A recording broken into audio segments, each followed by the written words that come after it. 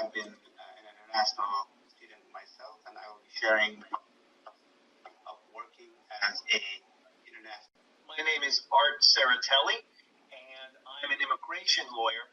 And what I focus on is the intersection of where the student status stops and the work visa to continue your efforts in the United States as a student, but now as a worker.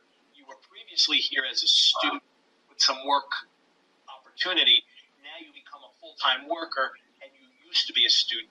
And I make sure that I'm trying my best. It's hard. I try to get the career office and the international student office and the students all on the same page.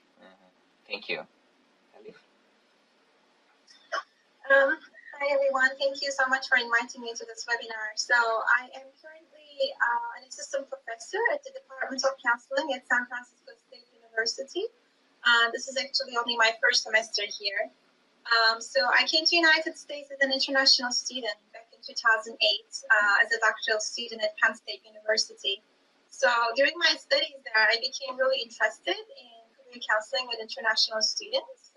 By the way, my specialty is in career counseling specifically. So, and I have done my dissertation research, a few other research projects about international student career development and cross-cultural transition. And back in 2012,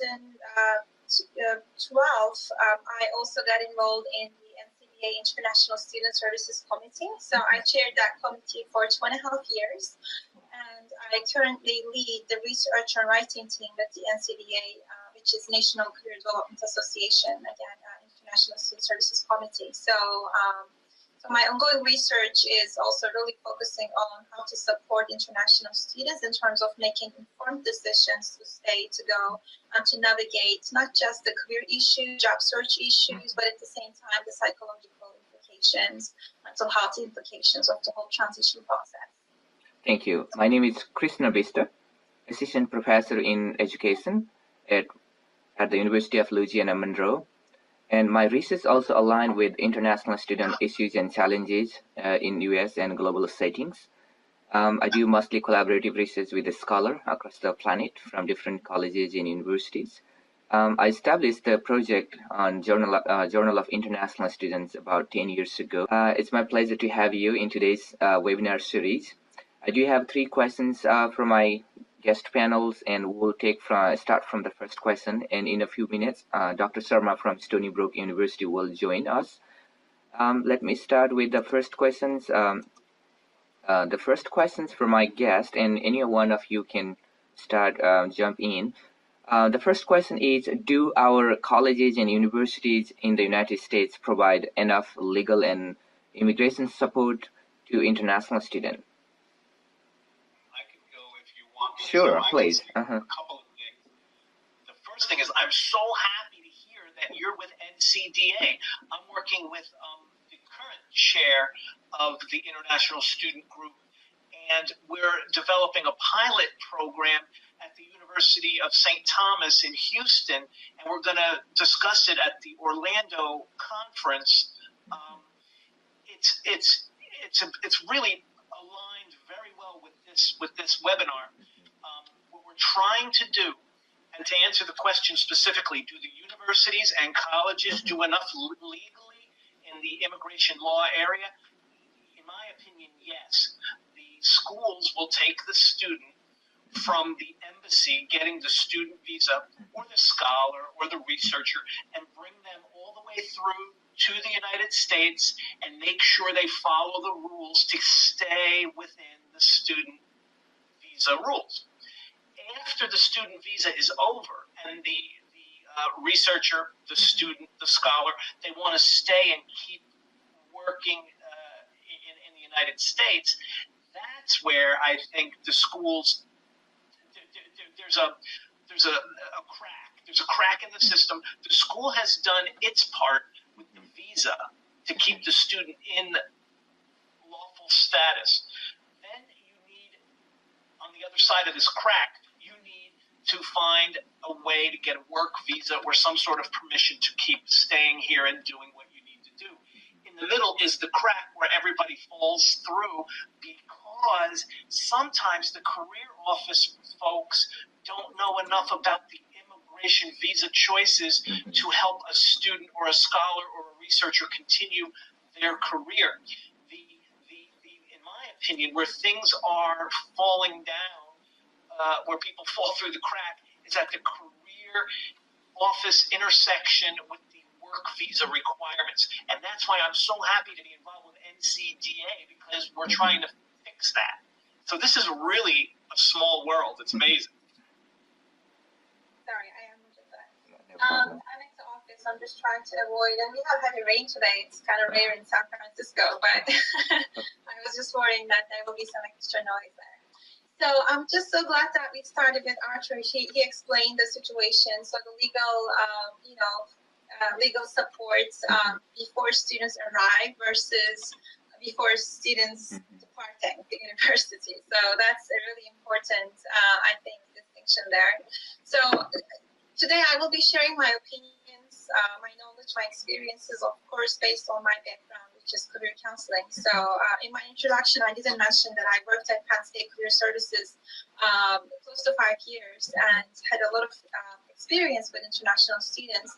So, but then I've also seen many other universities doing work. We did some surveys with the NCDA, International Student Services Committee. So we also collected data from many universities. So based on all these experiences and data from our surveys, I can tell that many students, many schools, and staff, particularly career counselors, advisors, really hesitate to advise students on this matter. Like when they get, when they are starting to get ready to graduate and look for jobs in the United States. I think this is happening for many reasons. From the people that we talked to, that we did survey and did interviews with, or the people that I worked with in the past, this hesitation happens because, first of all, there are changes to the system. So some regulations are changing. So people not really directly in the field are hesitating to share certain type of information, knowledge with the students.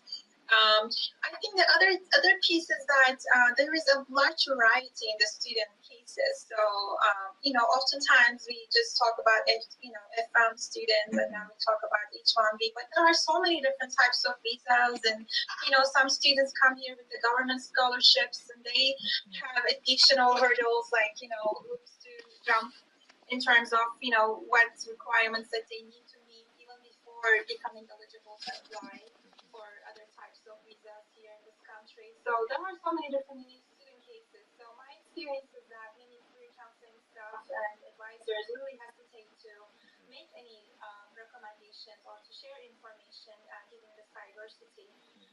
The other thing in my experience, like what our colleges and universities provide, the dominant practice is the workshops. So usually international student services offices, they provide workshops, and they sometimes also invite immigration attorneys if they have the resources to do so. But again, based on my experience and the survey data that we collected, this type of service is oftentimes too broad, like too general. So students report that it's really not helpful to them because they really have questions again about their individual cases. So, the timing is so critical, what academic field you're coming from is so critical, what type of industry you're targeting is very critical as well. So I think these services that we currently provide are usually too general, too broad. So we really need a lot more one-on-one kind of service. But again, that is really not happening, I think, at the university. So later on in the next questions, I will be happy to share some particular best practices from some universities where they do more. Thank you. Based on my experience as a student and now faculty, I have seen that many students receive basic immigration information from the visas to how to apply for the work permit or even applying for the green card, some of these basic information. But again, depending on the size of its university, the number of staff members in the Office of International Programs.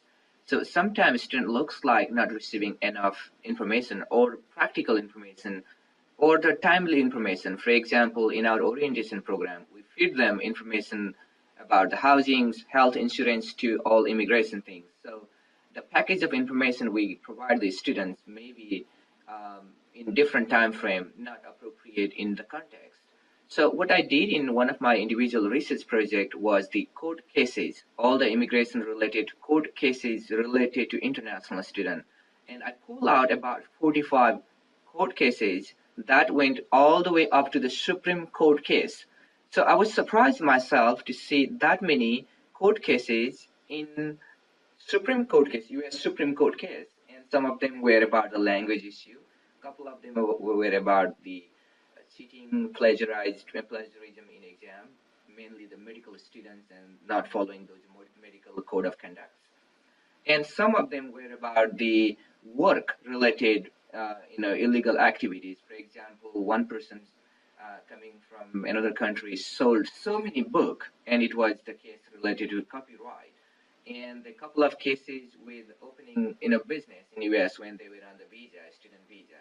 So those kind of things. So I know Office of International Programs has, have a set of brochures, booklets to provide these students. But in practical life, in reality, how many of them are actually receiving and following and understanding U.S. cultural, social expectation in the context? Now we have Dr. Sharma. Hello, Dr. Sharma. Sorry, I was outside and I had a technological problem, so I had to change my place also. Okay, no problem. We're glad to have you. Now, let's move to the second questions that we have for today. About workshops. The school really tries hard with the budgets they have. Again, in my opinion, I think they try and do a good job to keep the J1, the F1, all the different variations of visa on campus. Those people get great advice. When there are workshops about what happens after you graduate, that's where the information is too general. There's too much. And what I try to do, and again, if we can figure out a best practice and take me and multiply me by 1,000, I stay on campus for 2 days and I'll give a presentation maybe once or maybe one a day, but then the rest of the time I'm there, I have one-on-one meetings with students. And I do try to get to the one-on-one meaningful advice tailored to people. And the trick is, how do I do this? How do the schools afford it? And the answer is, I do it for free. And it's not normal. What I do is not normal. But in my little corner of the world, I'm trying to do exactly what Elif mentioned. And that's why I'm really impressed that you, in my opinion, what Elif said is the entire summary of this entire conversation. The workshops are too general. After you graduate, there's a workshop. What happens after you graduate? It's too general. You can't.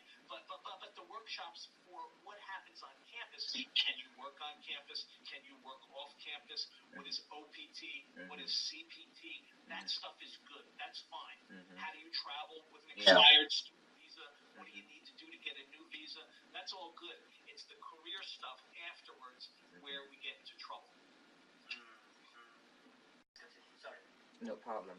So the second question for the panel is then, since we have these immigration services support systems embedded in our school career services or the Office of Student Affairs, then how could they do better? How can they improve their services?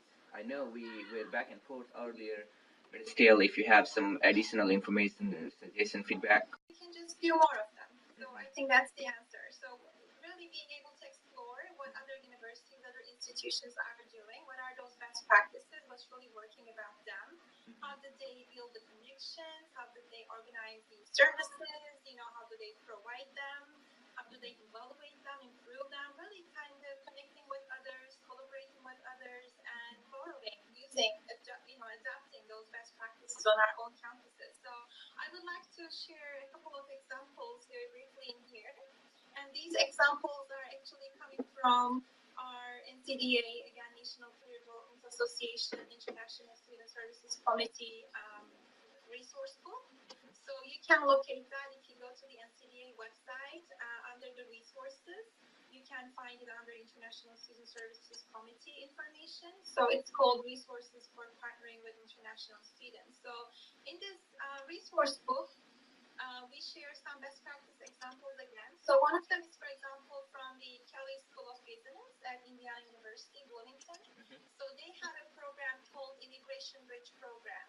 So I am not 100% sure if it's still active this year, but I think it should be. So if you go check that out, that is a program which is, again, kind of launched in the business school, helping international students navigate the complexity of H-1B visa process. So I think this is a really good example to how the career services offices should be working in collaboration with not only international student services offices, but at the same time reaching out to some immigration attorney or law firms out there to get their advice. So in a way, what Arthur was talking about, so really reaching out to those people, professionals, willing to provide their services, for these institutions based on specific student needs. So that's one example. Another one is from the Northeastern University. It is called International Students Achieve Professional in Residence Program. So this is another new program where the former international students who are now working with professionals and sometimes in roles of managing or hiring return to campus. They return to campus and they provide advice to the current international students and alumni. So it's, I think, like something like a 20-minute advice gathering, informational mentoring meeting. So they share their insights, their experiences. And sometimes some of these individuals are immigration attorneys, maybe, who knows, but they certainly have information, experience about the whole process. So, for the sake of time, I won't be mentioning other examples, but if you go to our resource book, you can see these things. So in addition to these type of best practices that we can learn from each other and adjust to the needs of and the funds of our campuses, we can always do a small-scale version of these type of programs in our institutions. I think another key thing in terms of what we can do better is training our student service staff members better. So again, as I said in the first question, people hesitate. Career services people, for example, hesitate to share information because they simply don't have enough information. So it's a good thing. It's a good thing from a professional competency standpoint that they are not advising students about something they are not as informed about. But our surveys showed us that career counselors are really willing to learn more information. So I'm hoping that institutions, in my case, I'm talking again from the perspective of career counseling services, I'm hoping that the administrators at such centers will be willing to provide more training to their staff members, their counselors and advisors. Another key thing is that not just informing others about these immigration regulations, how to talk to students, like what type of information is states to share with the students. Besides this, we have a resourceful department or program under the career services is the employer relations. So employer relations is really key to the career services at the university. So the strengthening the employer relations, like really trying to encourage them to become more international, being able to reach out to employers willing to hire international students. But it's not as easy to do as it said. Like it's a big hurdle. Why is that? Because the employer relations sometimes also hesitate to reach out to employers, ask them whether they hire international students or whether they would be willing to hire international students, because they don't want to intimidate them. They don't want the employers, companies to take it as a direct request from them. So, from a counseling standpoint, I think we should also be doing some systematic explorations. So what is happening within the whole system, the dynamics of our institution in terms of how we perceive the employment of international students, how we perceive the support of international students. During my experiences, at the same time, again, the survey data shows us that there are really some hesitations with some hidden agenda, like, again, the perceptions around the employment of international students. It's often sociopolitical, sometimes economic, but we really need to have these conversations and explore our dynamics as an institution, and then, just be honest in terms of, again, how much we support and how much we are willing to support this population. especially in the current political climate in the United States. I think this topic is very critical. Unfortunately, people are already having more difficult times to have these conversations. But it's time to advocate much more for international students. A lot of them are quite anxious right now. Things feel very uncertain to them. So we need these type of services, again, information giving, but at the same time, the counseling competency, being able to support them in uncertain times is becoming more important too. So one last thing I will say is that even if we cannot do these type of programs, whether it's resources, staff members, not sufficient, whatever reasons, at least like simply preparing some handouts, some, information brochures for employers. During the career fairs, we can distribute them, or we can just attach that information as we are sending emails, as we are communicating with the employers. I think even that is a big service. And again, in our committee, our NCDA committee, we created a sample handout information for employers. So if you would like to have an example just to see what that information handout would look like, you can refer to our resource book. That was very helpful, very useful. What was the name of the page? What was the page that you mentioned on the NCDA website where we can find that booklet? Sure, yeah. If you go to NCDA website, again, it's National Career Development Association website. If you go there, you will see that there is a resources link. Okay. When Elif was talking about all of these challenges in the current climate, as I'm a professor of writing and communication, and I teach international students in terms of their language proficiency, their low, undergraduate to graduate level writing, and finally when they're preparing for the job market, I know about challenges that these students face other writing faculty don't. And I not only help them to fix their grammar on their resume, but I also understand what the bigger challenges that they're facing. And I have gone through that, right? And I was wondering how often universities are coordinating this. People hesitate, career services people, for example, hesitate to share information because they simply don't have enough information. So it's a good thing. It's a good thing from a professional competency standpoint that they are not advising students about something they are not as informed about. But our surveys showed us that career counselors are really willing to learn more information. So I'm hoping that institutions, in my case, I'm talking again from the perspective of career counseling services, I'm hoping that the administrators at such centers will be willing to provide more training to their staff members, their counselors and advisors. Another key thing is that not just informing others about these immigration regulations, how to talk to students, like what type of information is safe to share with the students. Besides this, we have a resourceful department or program under the career services is the employer relations. Employer relations is really key to the career services at the university. So the strengthening the employer relations, like really trying to encourage them to become more international, being able to reach out to employers willing to hire international students. But it's not as easy to do as it said. Like it's a big hurdle. Why is that? Because the employer relations sometimes also hesitate to reach out to employers, ask them whether they hire international students or whether they would be willing to hire international students, because they don't want to intimidate them. They don't want the employer's company to take it as a direct request from them. So, from a counseling standpoint, I think we should also be doing some thematic explorations. So what is happening within the whole system, the dynamics of our institution in terms of how we perceive the employment of international students, how we perceive the support of international students. During my experiences, at the same time, again, the survey data shows us that there are really some hesitations with some hidden agenda, like, again, the perceptions around the employment of international students. It's often sociopolitical, sometimes economic, but we really need to have these conversations and explore our dynamics as an institution, and then, just be honest in terms of, again, how much we support and how much we are willing to support this population. Especially in the current political climate in the United States, I think this topic is very critical.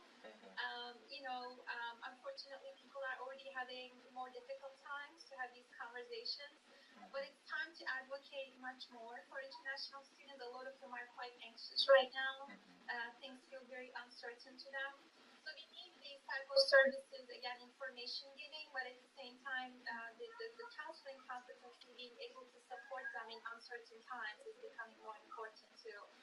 So one last thing I will say is that even if we cannot do these type of programs, whether it's resources, staff members, not sufficient, whatever reasons, at least like simply preparing some handouts, some information brochures for employers. During the career fairs, we can distribute them, or we can just attach that information as we are sending emails, as we are communicating with the employers. I think even that is a big service. And again, in our committee, our NCDA committee, we created a sample handout information for employers. So if you would like to have an example just to see what that information handout would look like, you can refer to our resource book. That was very, very helpful, very useful. What was the name of the page? What was the page that you mentioned on the NCDA website where we can find that booklet? Sure, yeah. If you go to NCDA website, again, it's National Career Development Association website. If you go there, you will see that there is a resources link. Okay. Yeah, so if you click the resources, there are a variety of resources actually, which are really helpful.